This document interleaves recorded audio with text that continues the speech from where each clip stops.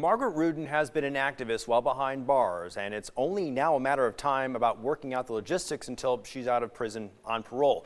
Now, we traveled to Los Angeles and tracked down the man who may know the most about Margaret Rudin's life.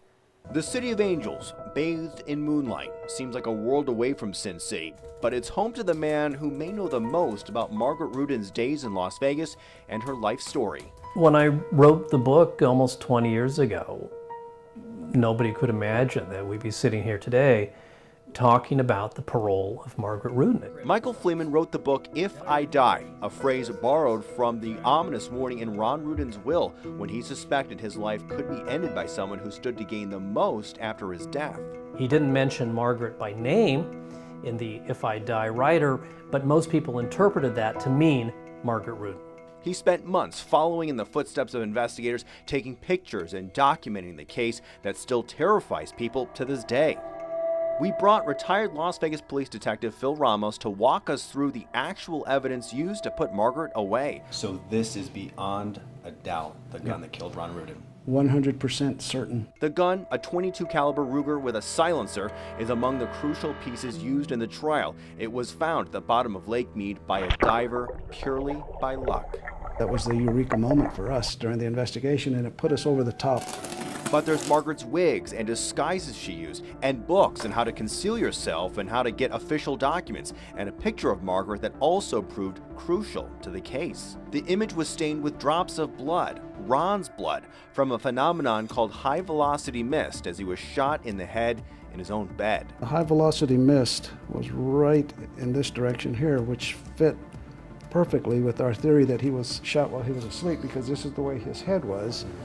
The glamour shot would have been like this. There was also love letters and Margaret's perfect penmanship to Yehuda Sharon, the man who police believe she was sleeping with while married to Ron. All of it, police say, added up to a calculated, cold-blooded killing. There was a mountain of evidence against her, and there was very little to refute that. Ron Vest, juror number 5 and jury foreman, sat through 9.5 weeks of testimony. In the end, it was a unanimous guilty verdict. What was the most disturbing part of this trial for you?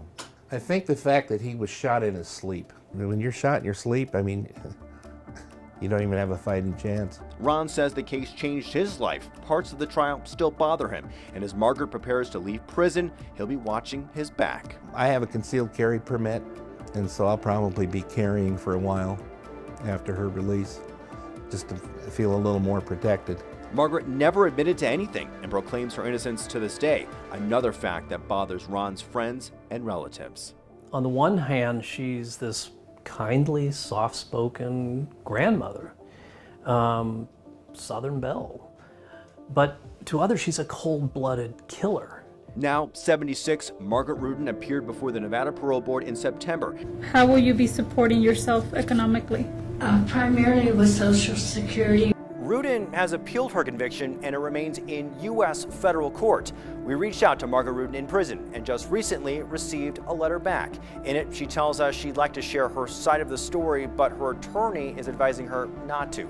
She also tells us she's moving to Illinois. Her exact release date remains up in the air.